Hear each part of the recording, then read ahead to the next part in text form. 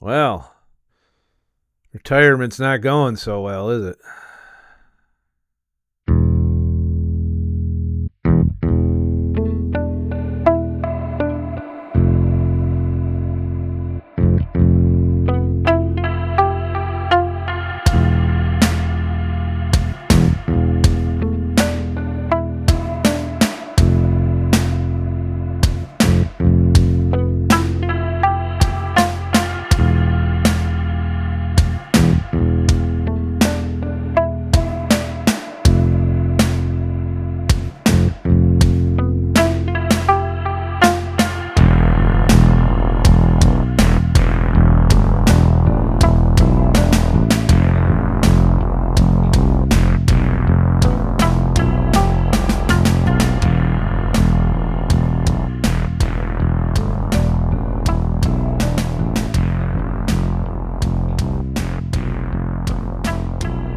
So, week one, in the books, essentially. Before I get started, I just want to say that there is a new video up with my exact trading strategies that I'm currently employing that I've adapted from taking some losses this week, and some learning some things that I didn't have a full grasp on when I started this very difficult journey. But I do have a positive outlook, but you'll see why when I describe the trading strategies I plan to employ until I can grow the account to a point where I can own the underlying stocks and then essentially do the wheel strategy from there. That'll be the strategy that I use once I'm a baller. But I'm not a baller. I just got balls right now. And in that case, I will say that this was a very stressful week. Also, disclaimer, nothing I say in this video is financial advice. If you do the dumb shit I do and you follow me into the fucking pit of hell where you don't have any money anymore and you're bankrupt, don't do that. That's a bad idea. Just watch the journey and learn from my mistakes. But none of this is financial advice. Don't do this stupid shit. It's dumb. With that out of the way, this was a very stressful week. I am down on the account right now. I am approximately, I would say, unrealized losses right now of about $300 total. So that's where I'm at. And I had to claw and defend and move out of positions and move into positions and roll positions. And I had to do all kinds of happy shit just to keep it from being a $600 loss. And it could have been a lot worse had I not actively managed and done a lot of stop lossing and that kind of stuff, because I was in the trend of the S&P markets always kind of going up. Not really going up, but kind of going up. It's just half-ass, 1% here, 2% there, and then drop 1% and then up 1%. And then, that's the lazy pace that the S&P. And then I also got into NVIDIA and AMD. AMD, of course, had an earnings crash, so that didn't help my positions either. So I took a lot of positions thinking things were okay. And then the tariff crash happened and there was a big sell-off. I didn't panic necessarily about that. My problem was I had to do a whole lot of I had a lot of fires to put out that happened.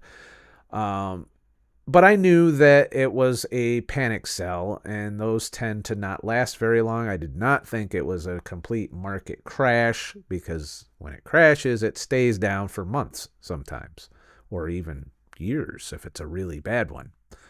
That being said, it's usually a buying opportunity. It's an opportunity to find the bottom and profit from it. Or if it's continuing to go down, then you can profit from the trip down. So, this all requires learning technical analysis, keeping up with companies that you're doing your trades on. But generally, if you stick to the S&P and the Qs and that kind of stuff, and maybe index funds if you got a little bit more capital to play with, these are all predictable, fairly predictable companies and ETFs to trade options on. And you got lots of volume. You can do it every day if you want, instead of weekly or once a month in some stocks.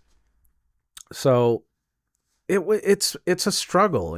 I definitely still have to do deliveries, so I'm not fully retired yet. I'm still just semi-retired. And I will say this is a job. If I had to gauge it, it is a job.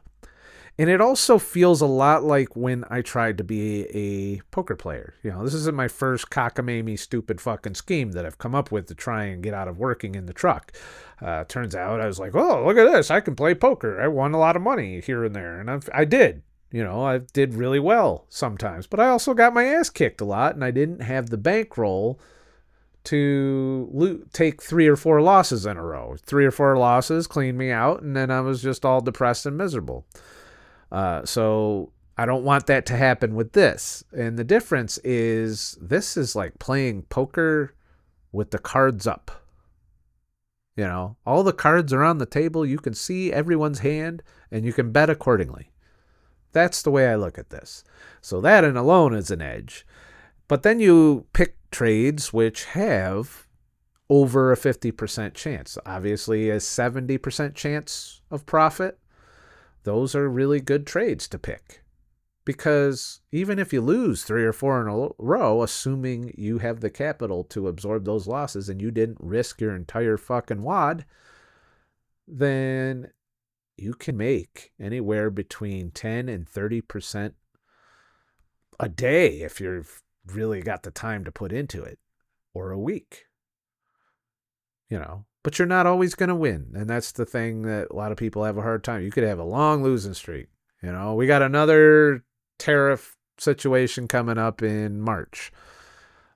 If things don't work out as planned with a few of our trade partners. And when that happens, or if the China tariffs get raised, you're going to see another volatile market.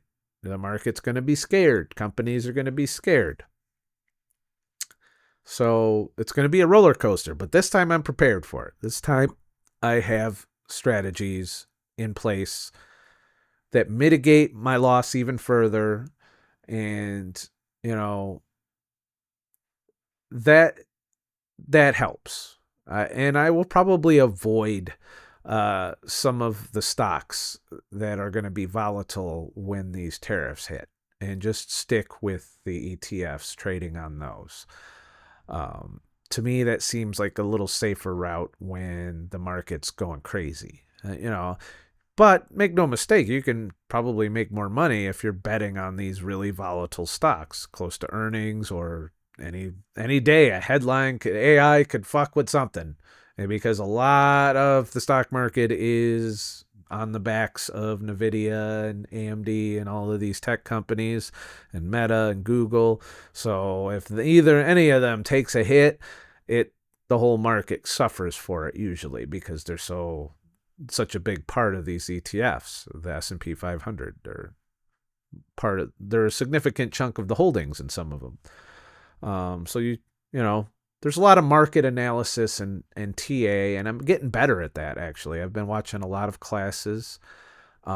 Basically, when the market's closed at night, I'm sitting there watching tutorials and watching videos that break down the math, and I do all of this stuff, and I'm learning it and understanding it. I would say I'm understanding it a lot more than I used to when I was just trying to day trade crypto.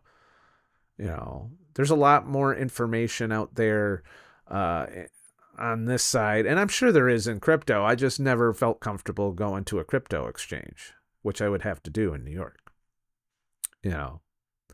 Whereas I was trading crypto on Robinhood.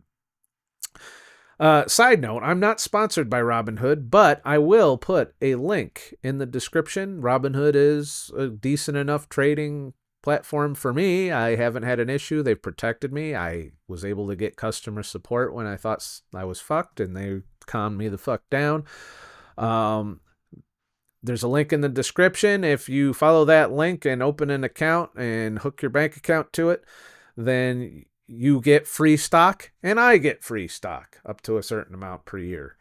So feel free if you want to do this dumb shit I'm doing and you are looking for an easy app. It's only available in the United States, I believe. So there's that. I'm not sure what you would do in Canada or in some of the other countries. Probably have to go with some local thing as your dollar crashes down to 60 cents on the dollar. You're getting up there now. I'm going to be spending some time in Canada, even though they hate me. There's one Canadian that doesn't hate me. We'll just put it that way. So it was a hard week, hard lessons. And as my girlfriend put it to me, you picked the absolute worst time to start this. And I did. But I think it was the best time to start it because I think getting my ass kicked was the right play. I feel like I would have gotten myself in a hell of a lot more trouble had I had a first successful week. If I made like 30% this week, straight up, closed at 30% profit, as in I'd be sitting on $1,300 right now instead of 700 something, unrealized, mind you. That's dangerous because that would make me feel confident. And then when if I were to lose a trade, I would really feel it. This week, I spent all the time divorcing myself from the fact that I lost $300 unrealized. I keep saying that because it's not lost until it's lost, until I'm out of all the trades and there's nothing to do about it. Right now, with the trades I got open, if they go as far as they're going, I'll be back to break even by probably Friday. Hopefully Friday. Or close to it, maybe within $100. So it'll be, instead of a $300 loss at the end of my week, it'll be more like $100 loss. Or maybe something really cool will happen and it'll be a slight profit for the week, but not enough to live off of. Not enough to retire yet. The math is not mathing yet, as one of you put in the comments, but it's going to math if my strategies that I've deployed in response to get, these growing pains, essentially, of learning. I would say if you ever decided to try and learn to do this, do it with a smaller than $1,000 account. I do it with some money that you don't care if you lose, and do it in a way where, you're probably going to start out with just one trade at a time, with that small of an amount. But there are strategies you can do with like 30 or 40 or $50 with $100 or $200. Some of my trades are only $100 capital that they need collateral. So it's doable with, less than $1,000 account, but you're not, you really got to, if you're going to turn $100 into $1,000, good luck. I would say do it. I might have to do it. If I ever lose my ass, I'm not going to give up. No. We're far beyond giving up. We're going all the way on this shit. So if I ever lose my ass down to like $200, or if I go to zero even, I'll just go earn $200 doing the gig economy, or hopefully this channel it someday. And I'll start over. And then I get to put the headline, retiring on $200. That'll get some clicks, eh? I can't wait to have to write the thing. I started at $200 and now I'm retired. As a lot of those YouTubers tend to do. But the other thing I found when I was researching this is a lot of these YouTubers, they suck at teaching. I'm not trying to teach you. I'm trying to show you what I'm doing and tell you what's possible and what's not based on what I'm successful at. But I'm not here to teach you how to do it. You got to go do your own homework. Do your homework. Remember that? Remember I used to say that all the time? Do your fucking homework. Don't listen to me. And, I don't know what I'm doing. Except kind of, maybe a little bit. But I'm not here to teach you how to do it. I'm here to tell you, go over there and learn how to do it. But I will say you're going to come across, and even that Henry guy that I shared the link to you with, that got me started on the path, but he left out some important things. At least in the videos I watched, he did not emphasize the risk you're taking with credit spreads. Debit spreads, your risk's up front and usually very low. Credit spreads, you can nuke your account if you're not careful. And you got to be super careful. I think he has warned in some of his, but it wasn't clear by him. I had to go out and find other videos that went into the math, went into the probabilities, that showed how the curve shifts.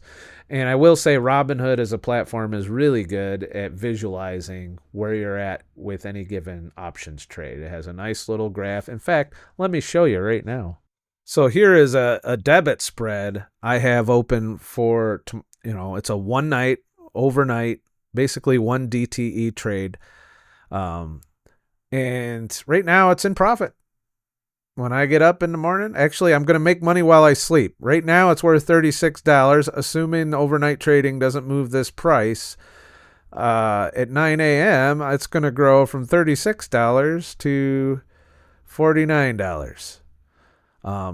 But this is what Robinhood does. It shows you this stuff. You can look at all of this. And for those of you, I'll give you a little, even though you didn't go to my premium channel, I'll show you. This is the trade that I'm showing you right here. And it's up $18 right now, but it's going to grow overnight. Well, actually, that's not accurate. For some reason, this doesn't update on Robinhood. So if I want an update, this is giving me the real price, I feel like. So that's what it was at close. So since the market closed, I'm up on this one. And all I got to do is sell it in the morning, and then I'm good, because that's over 50% profit. So if something goes up really fast on that trade, it's a good trade. Imagine doing that every night, and you really got to know the direction. Don't get me wrong. If you fuck up the direction, that's going to go south. That trade's going to go way south on you. It's like a coin flip with a slight edge in your favor. So there could be a losing streak involved if you do that, but you don't risk a lot. Those are the kinds of strategies that sucked me into this in the first place. And I feel like a lot of these YouTubers that are sharing these strategies, and I'm thankful, don't get me wrong, it made me optimistic. You saw me glowing during the last video, but I feel like it can be risky listening to a lot of them because they don't give you the full education on it. And a lot of them just paywall. Some of them barely give you anything. They're like, oh, just do this. And they don't tell you about the deltas. They don't tell you the odds. They don't tell you the little nuances. But you can find it. It's up to you. And I will say ChatGPT's been my friend. Good old AI helping me out all the time. If I ever have a question or I'm confused on something, I go and ask ChatGPT, and usually it'll light my bulb, So that's leverage the technology. And believe it or not, ChatGPT is pretty good at recognizing patterns. So I have found that I have agreed with the technical analysis that ChatGPT does on I haven't had it be delusional on me yet when it's reading charts. It confirms what I've already thought, but I just wanted to hear a second opinion.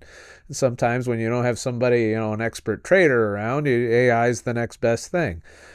I wonder what's going to happen to all the AI influencer or all of the investor influencers when ChatGPT gets smart enough, or DeepSeek or whatever the fuck, gets smart enough to do that job, to essentially be a mentor on certain things. Yeah, you better sell your course now, because that market's going away soon. $20 a month. You got an expert trader right there with you.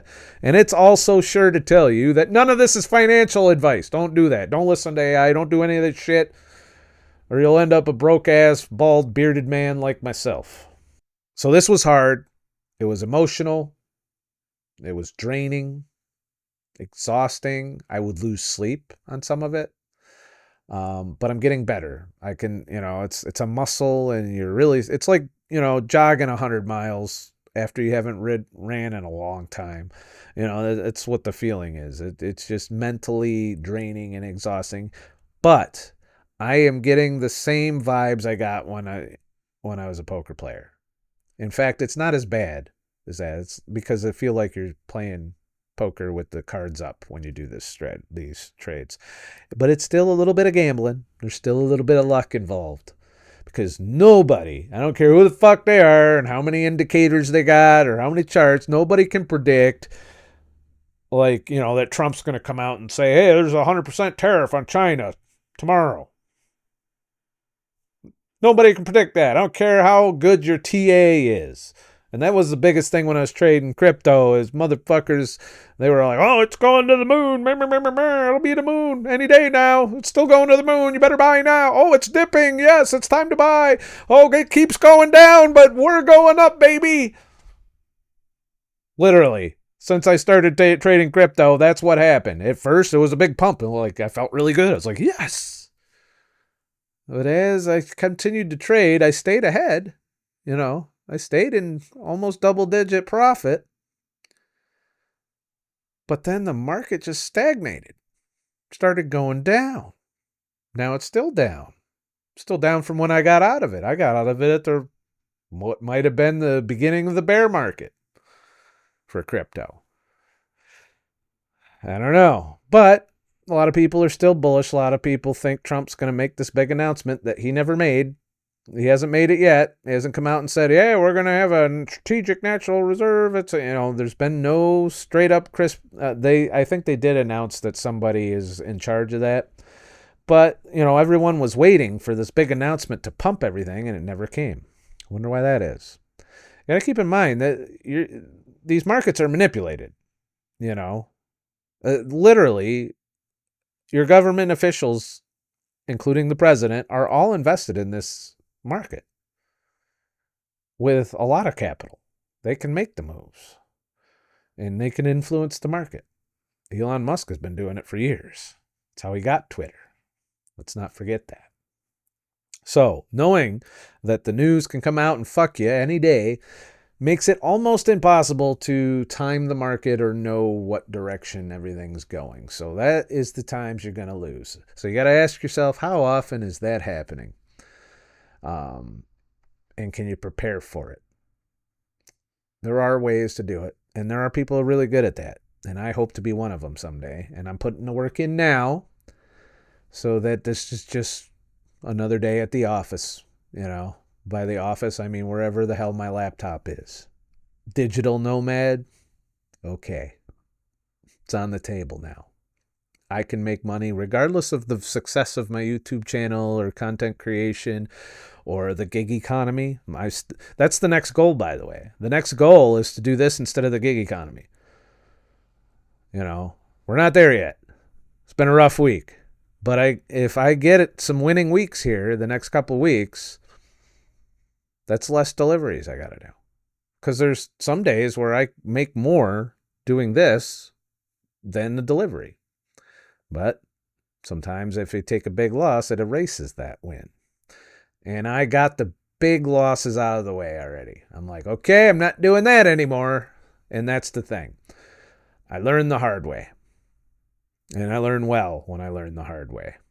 So my new strategies that I'm employing after this crash, this flash crash, because it's going back up, comfortably going back up right now. And having come from a crypto and poker background, I can tell you that this wasn't as bad as those, There was some really painful times when I was a poker player, and there were some really painful times when I got into crypto, because I tried to get into crypto trading twice, and the first time is when Bitcoin crashed hard, and everybody's like, the world is over, Bitcoin's over, nobody wants Bitcoin anymore, and yeah, here we are now, and we're flirting with the 100,000 mark again, because it went over it, and everybody was like, oh, we're going to the moon.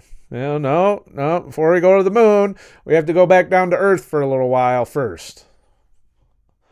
And depending on the sentiment at that point, you won't be encouraged by. Everyone's going to be all depressed about, Bitcoin was a big scam. I ain't doing that. Till it's not. Because Bitcoin ain't going anywhere. But that's a whole other video. What the fuck do I know? Because I'm not an expert. I'm just an asshole. Don't do any of the dumb shit I'm doing. Learn from my mistakes. That's all you can do. Watch me and laugh and say, motherfucker tried to retire on a fucking $1,000. What kind of dumb, stupid shit is this? What is wrong with this guy? Why do I watch? I gotta watch because he's gonna pilot that ship right into the ground, and I want to be there to point and say, see, motherfucker, we told you. And there are a lot of people telling me that right now. Shit. There's people in my personal life that are like, you can't fucking do that. And the ODD in me is like, yeah, because you told me I can't do it, now I'm going to fucking do it. And I'm going to rub it in your face in it after I'm successful at it. That's the driving force. And it'll force me to weather these storms that I encounter along the way. So, but that's where I'm at with it. Still have to do a lot of deliveries, though, and I am a little exhausted because emotionally speaking, I'm playing with fire but I don't have a choice. It's either that or hop back in the truck. Somebody's going to be like, go back in the truck, dickhead. We like watching you in the truck bitching all the time. I've had no desire this week, even with the volatile market that I was dealing with, to return to the truck. Zero desire to be in a truck. Maybe my time as Scott the truck driver is coming to an end. I don't know. I'll always be Scott the truck driver, though. Let's face it. That's my identity that I've had for years now. All right. Please like and subscribe for more shit. And I'll make more shit.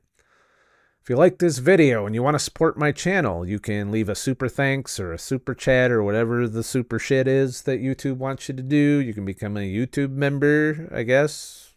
I don't have any tiers to offer that. All the perks go to my premium subscribers on my website, including exclusive videos, music downloads, royalty free, because I'm never going to claim you if you use my shit that you got from there.